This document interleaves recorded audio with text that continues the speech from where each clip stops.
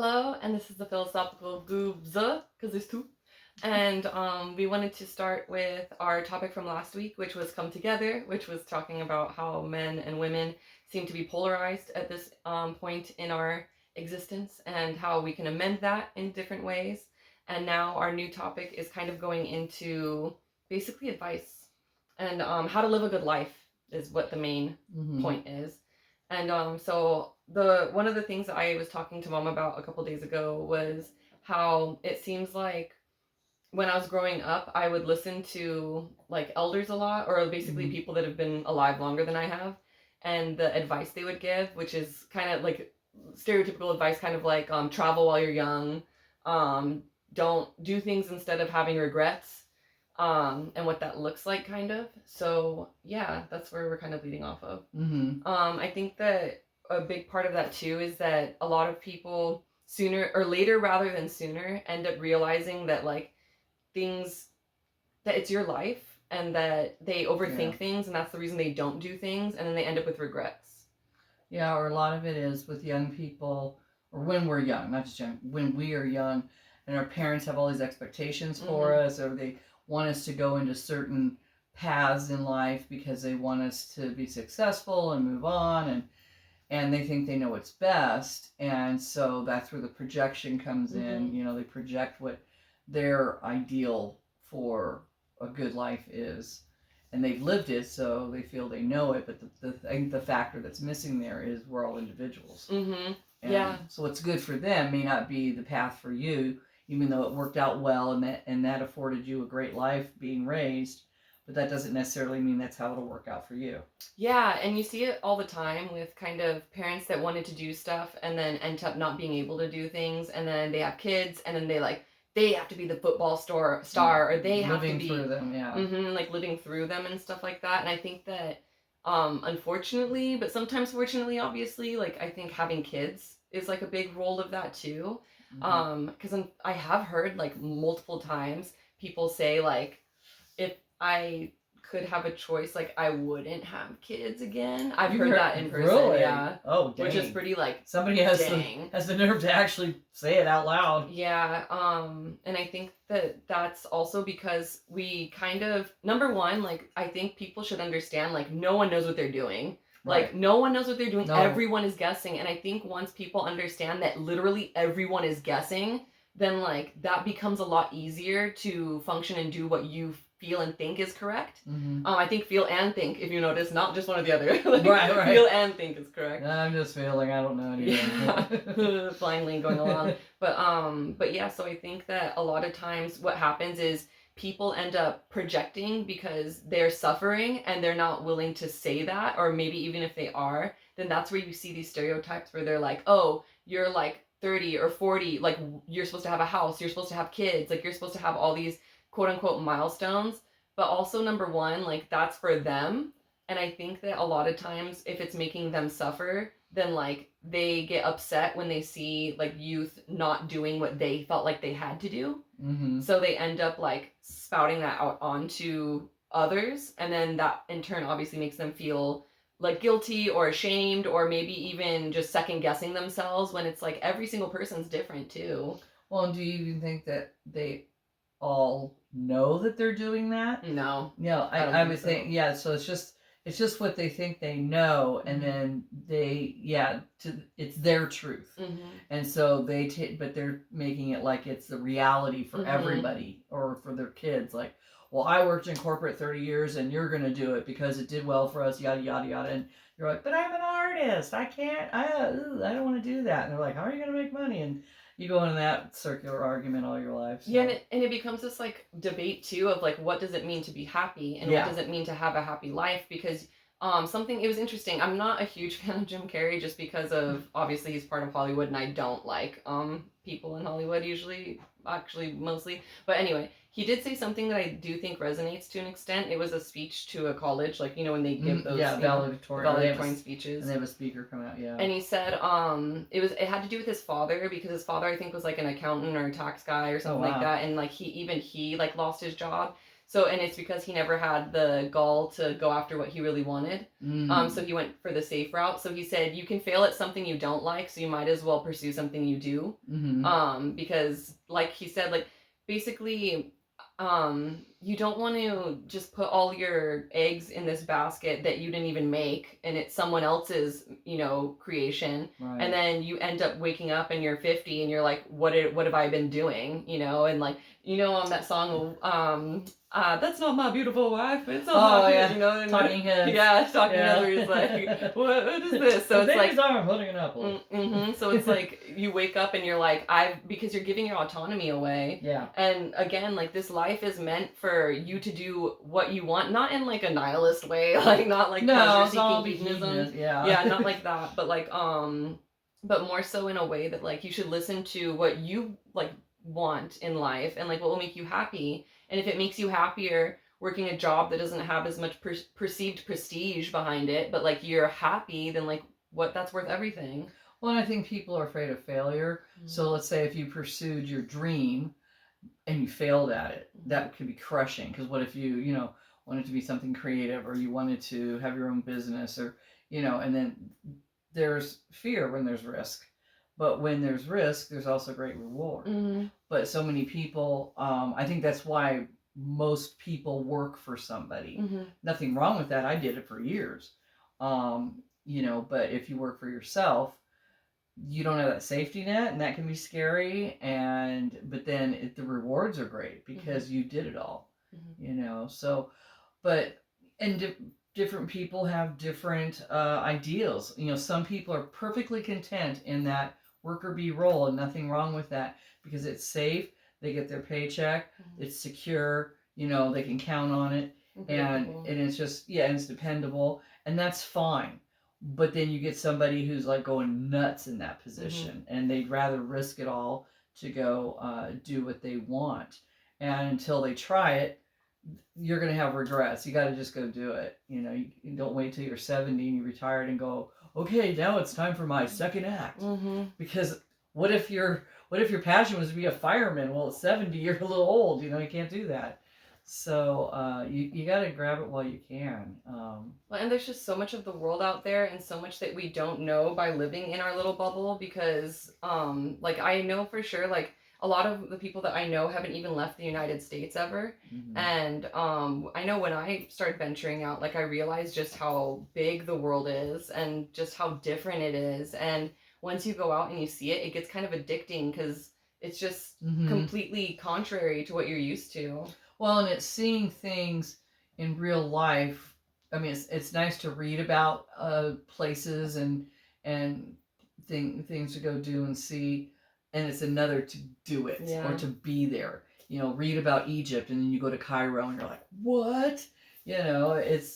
And another thing that's kind of fun, which I'm sure everybody's experienced on some level, is watching a movie, and years later you are, wait, this is where that scene was. But so it's like that, but in big scale when you travel, because you've read about these places and seen movies and things, and then you actually go there, and it's like, whoa, and it's so much better than what you see online or read in a book. That's just what gets you started. Well, and like thinking of like how our minds work and how minds like feed off of nuance and basically feeding off of new experience and growing and basically challenges. And they show like even brain decay and stuff like that happens from kind of staying in this habitual, like, because when you get into a habit, I know we've talked about this before, but I'm not sure if we've talked about it on here. But when you practice a habit over and over and over, your mind starts pruning like all the information that you're not using, because your brain is meant to function off of survival and like skills you need to survive. So if you keep doing the same things over and over and over again, it starts pruning all the other things that you learn and all these other little like random things, because you're telling it that this is a really important function and we need this to survive.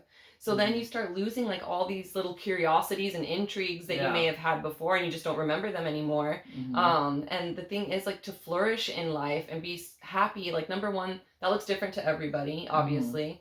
But again, like, if you're kind of killing that part of you, whether you probably don't mean to, obviously, but like people tend to do that. And then, like I said, I've just heard so many people like wonder where their life went.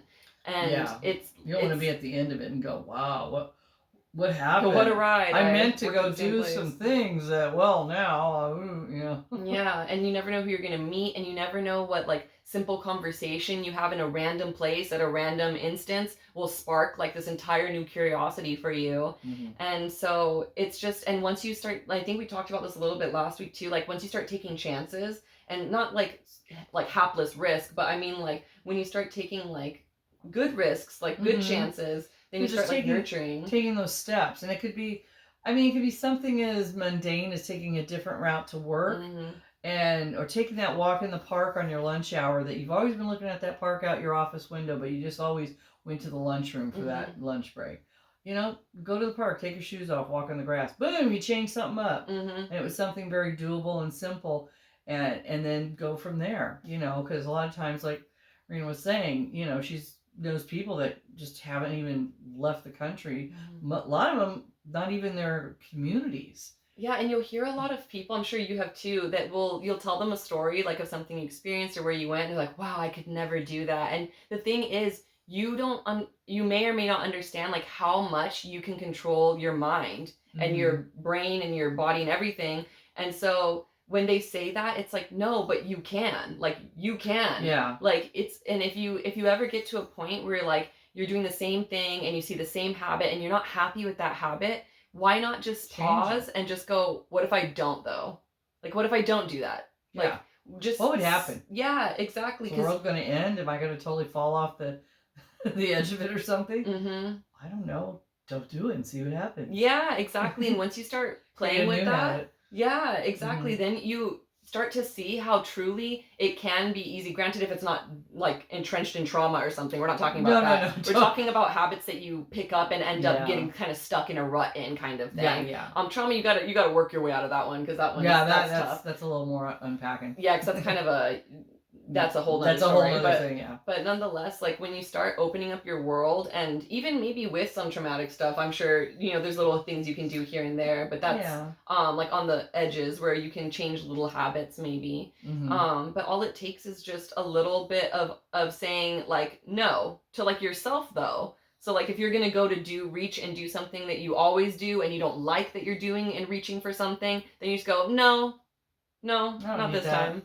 Yeah. Like, and it sounds some habit or something that maybe you just over time have done, or something like the kind of people you hang with, or your responses to certain things that always land you in the same predicament, and you're like, and if you have enough insight to stop and realize the common denominator is you, or your reaction to things, then you go, oh wait, maybe I should change that up, and then maybe this won't always be like this. That's another thing too. When people are projecting at others, like I see a pitfall trap kind of happen a lot, where someone will take that personally and then twist it, and then they'll react, and it's always volatile. Because that's another thing too, like about this whole idea of like being, that sounds kind of silly to be the better person or something like that, but like when you start, because eye for an eye, like the spiteful kind of route where people, oh well, they did this to me, so I'm gonna do it to them. Two wrongs don't make it right. Two wrongs don't make it right. And also the thing is, if they did this thing to you and it hurt you,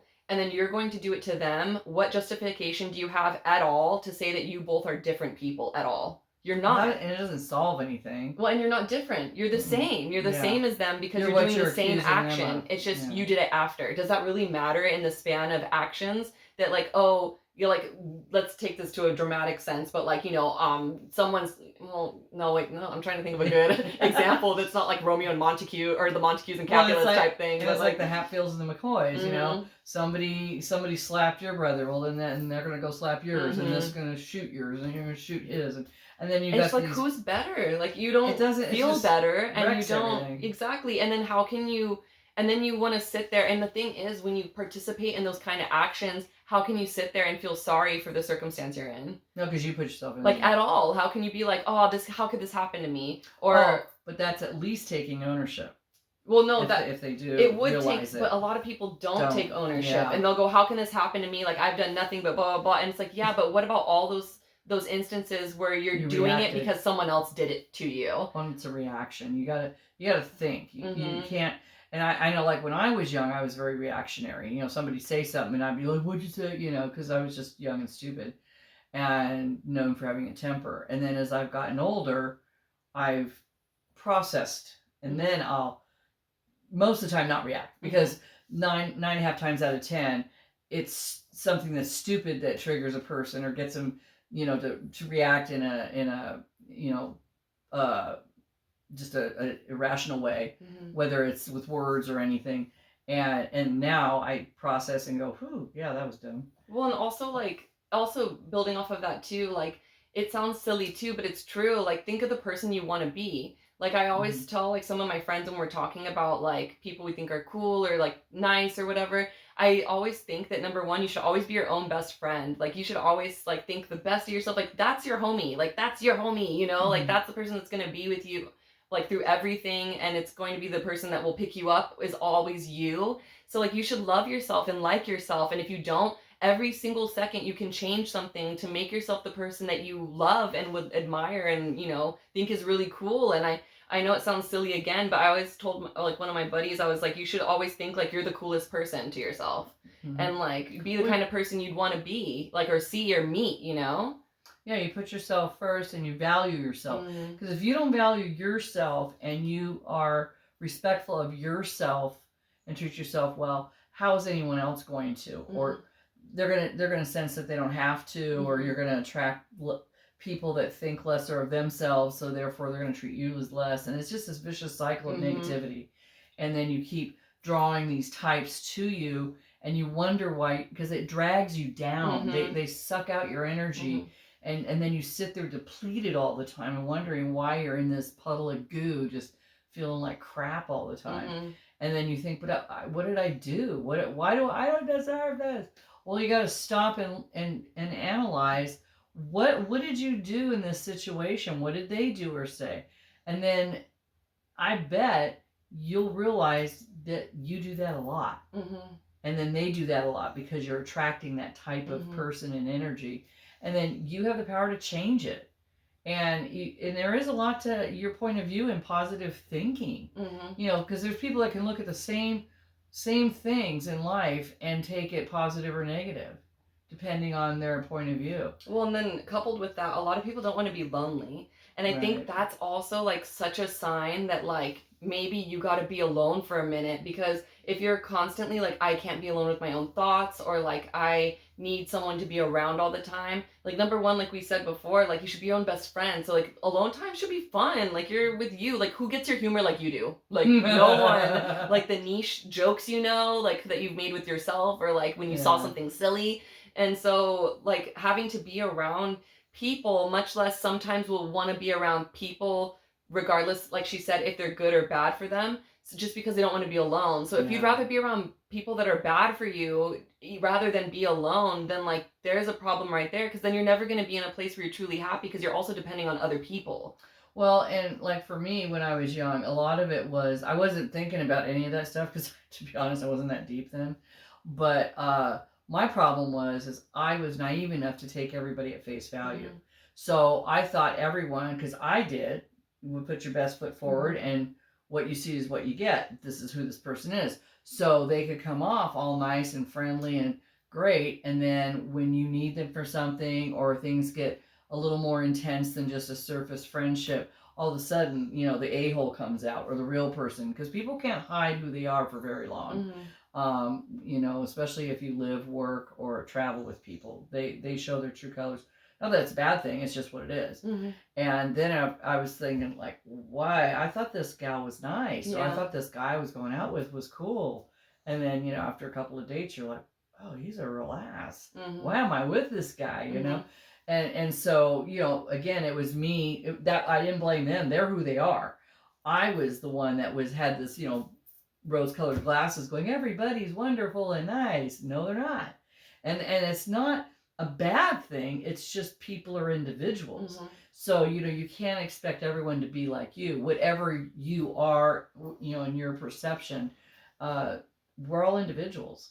So then you have to find out real quick, okay, So who do you trust? Who do you draw to you? Who do you go, okay, you're going to be over there, you know, you're okay, but you're not my vibe. And also don't feel bad about doing that. There's so many times where I'll talk to friends where they feel bad about putting people in these kinds of categories. And it's because I think they get wrapped up with this kind of narrative that's been pushed by media of judgment. And that's completely different. I was just talking to a friend about this the other day. Judgment and being judgy is when like you meet not meet somebody, know somebody, whatever, and you see something, and you're like, oh, haha, and you know, you're laughing or whatever and making fun of it, or you think it's lesser than you or something. That's judgy. When a judgment call to protect yourself is if maybe this person isn't the best for you, maybe they're like more of a partier and they're really fun, but maybe when you keep them close is when you find out maybe they're not reliable, maybe they lie, maybe they steal, I don't know, I'm just making things up. Maybe they're just fun to go. But maybe they're fun. Well, maybe not steal, because then that would be No, kind of no, worrisome. So that was about. But right. but maybe they lie, or maybe they, you know, just aren't your flavor of like feeling comfortable in that kind of setting. Be reliable or something, but they're fun, like to go to a party with. Or so go like, out on a Friday or Saturday. Because I had a bunch of those that I thought were real friends, but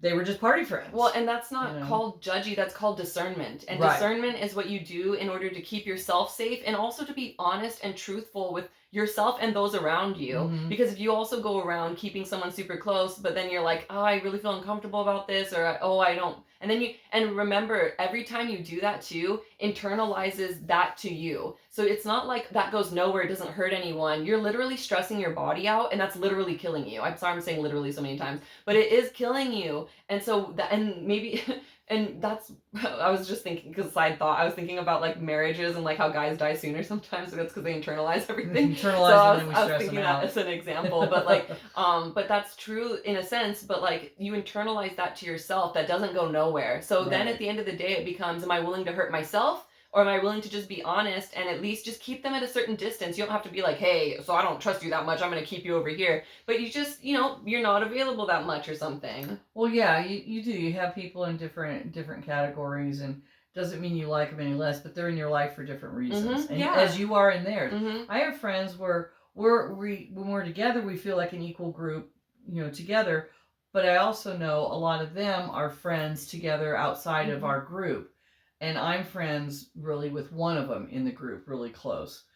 But I don't care that I'm not tight with the other four, whatever, you know, I love it when we get together, we have a blast. But I really don't have much in common, my point of view, with them on my own, because I know them all through this one person that I'm tight with. And they don't call or reach out to me. I don't care. That's fine. And it's also not a competition. No, so like it's not like, oh, they're closer than like we're closer. Oh, like, well, I wish I was like that. That's just high school. That's just wanting like FOMO of like fear of missing out. Like, well, I want to be everywhere all the time. And it's just not reasonable, because also people aren't your flavor all the time. No. And the thing is, that happens a lot with nostalgia. It happens a lot with the past, or the oh, I remember these 2 good times. Oh man, I should go times. Yeah, I should go hang out with them a lot. And then you hang out with them a lot, and then you're like, oh, I'm miserable. So, and I've done that. I've like run into a friend after a number of years, and oh yeah, I remember. And then, you know, we maybe go to lunch a couple times, and then come back. Oh, now I know why I'm not friends with her anymore. Yeah, you know, and you're like, okay, you know, you need a little reminder there, and maybe it wasn't anything majorly bad, but especially as we age too, you get a little more finite and honed in on the type of people that you're comfortable around and that you trust, that you enjoy. And I remember when I was really young, my mom would tell me, she goes, you know, when you get to the end of your life, if you can count your number of good friends on one hand, you're an extremely lucky person, because people come and go in your life. You come and go in other people's lives. It's just what it is. And you know, and they always say, you know, people are in each other's lives for a reason, a season, or forever. And that's what it is. Because then I think back and I think of different people that I've encountered throughout my life, and I'm all, huh. And some of them I can recognize what transpired during their interlude in my life, and then they moved on, and I went, interesting. So it's true, if you have time to think back on the actual memory, not just the good times or just the bad, but the actual experience, and you can pretty much detect that. Even if it was a negative, they taught you something. Well, and there's also something to saying, like, of keeping everything, like, because as we, like, know, like, nothing in this universe, it's ever changing. And so to be holding on to something, like, like, because you don't want to lose them, or it's Don't all be Uncle Rico. And number one, you're living out of fear, which is no way to live at all, because you're just living out of this constant paranoia. Scared of what? And also, Jeez. like, people were so fluid with everything that to hold on to something that tight out of fear of, like, not wanting to lose a friend or not wanting to lose this, like, everything's just constant. So, like, and you never know who you're gonna meet or who there's just yeah. There's so much out there. Don't limit yourself. Be Yeah. open to meeting new people, having new experiences, whatever that may be. It doesn't have to be anything grandiose, like, oh, I'm going to travel the world and I want to meet exotic people and go to wonderful places. That's lovely, but maybe that's not everybody's bag of beans. Maybe just going, like I said, a different route to work. Maybe shopping in a different store. Maybe instead of buying something online, you went to an actual boutique. Oh, yeah, whatever it is, you know, but do something, break out of your little routine, your little rut once in a while. And you can always go back to it. We're not saying you have to abandon it, but just, you know, introduce a little bit different stuff. And, you know, it's like they say, variety's the spice of life. And I think in certain things like that with our day-to-day, it is nice to change it up once in a while. You know, I always want to eat here for lunch every day, especially when you see old people, like in a diner or a restaurant or whatever. And then if you happen to like that place, I know I have my favorites, and I'll see the same people there and go, wow, I wonder if they eat anywhere else.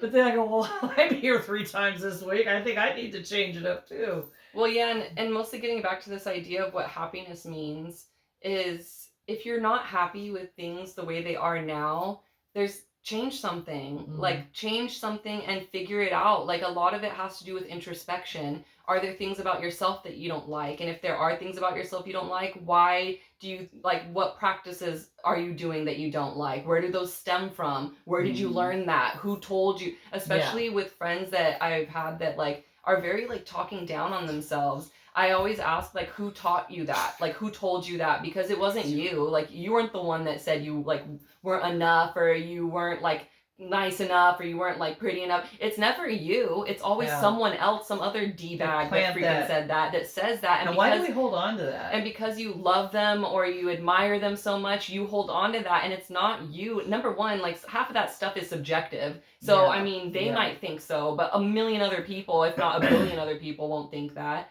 And so, like, it's just, you gotta dig to find what those things are that make you unhappy with yourself or unhappy with life, and see the just little things you can do to change it. You don't have to quit your job tomorrow and then go find the job you want. Granted, you can do that too, because everything is open. Like, everyone's guessing, everyone's just doing whatever. So, like, trying to figure it out. Yeah, so if you're not happy about things, like, write some stuff down, like, figure out what it is and hone in on it and see what we can do to tweak it. Yeah. Because it's up to you, because if you don't take control of that and make these little changes and tweaks, no one else is going to. And again, life is so short and fleeting, and you don't want to end up older than me and sitting there going, oh crud, I never got to do that. And you know, and also listen to those around you that have lived, like, more than you have. Like, I can't express that enough, because like, I've told Mom, like, she's been there for half of it, so, like, ever since I was little, like, I would always listen to what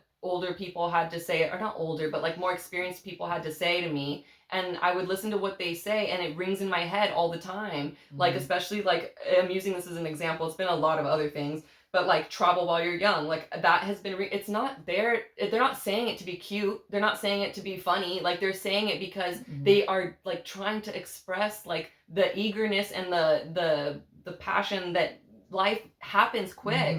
And if you don't just grab it and just take a hold of it and just be as much of an agent and a participant in it as you can, then you don't want to look back and regret something and say, man, oh, that's what they meant. Well, yeah, and the thing is, too, I think with that is because they also, myself included, know that there comes a point in your life where you have to do certain things, like earn a living, and you have to survive. And usually throughout those years, you know, travel's very expensive. And time, you don't have the time you have when you have a full-time career, job, etc. So going on these trips, unless you're doing little things that are close to home, which those are fine too, that's the thing too. Travel when you're young, before you get tied down, before you get married, before you have a bunch of kids, that's your goal, because it just gets harder to do it. And that's why when people retire, what do? They buy a Winnebago, or they buy a RV, or they go to Europe, or because now they have the time and the money they worked hard to save. And a lot of them I've heard too, like, granted, some of them have traveled like their whole lives, and then others have traveled like Get a granted job when they're travel. retired. Like they'll travel when they're retired, but then they say, "But I don't have the agility that I had before." Right. So some of the travels they might have loved to have done in their youth, they no longer have the ability to do in their retirement. So they have to kind of tweak their travel plan. And okay, instead of climbing Kilimanjaro, we're going to take a cruise. You know, but you know, if you have the foresight to think when you're young about getting the quality in there, and you may not be able to do it at the pace you want, because again, money and time.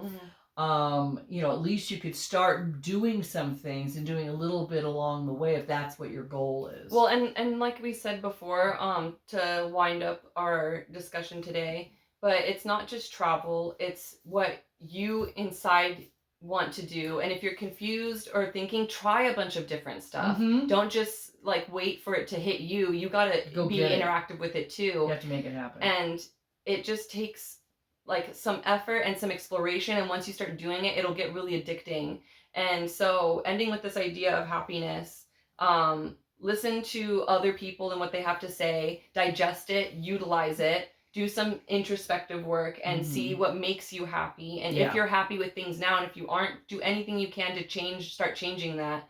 And basically, when people start saying negative things to you, think of who it's coming from. And consider the think source. of the projection, and think of are those people happy? Because usually happy people aren't cutting down others. No, they're probably unhappy and insecure. And so kind of with this idea, we hope that there's something that you can do to help make your life happier today or tomorrow or in the near future. And next time, I think we'll get into a little bit of Aristotle and what he means by happiness, because I think there's something to say about that for sure. So we'll talk about Aristotle's happiness.